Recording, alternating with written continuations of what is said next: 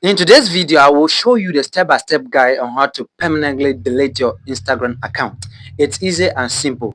Make sure you watch this video to the end and follow the step carefully. Welcome to my channel. Let's dive in.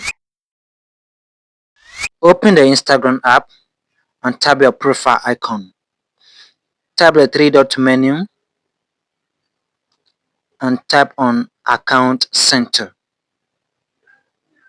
Scroll down and tap on Manage Account.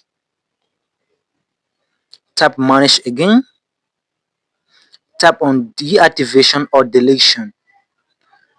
Click on Delete Account and click Continue. Click Continue. Choose any option available that best suits you and click Continue.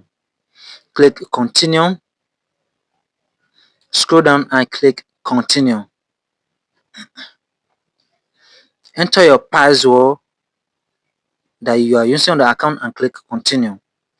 And click Delete Account. If you find this video useful, don't forget to hit the like button and subscribe for more useful tips. Thanks for watching. I love to see you in my next video. Bye for now.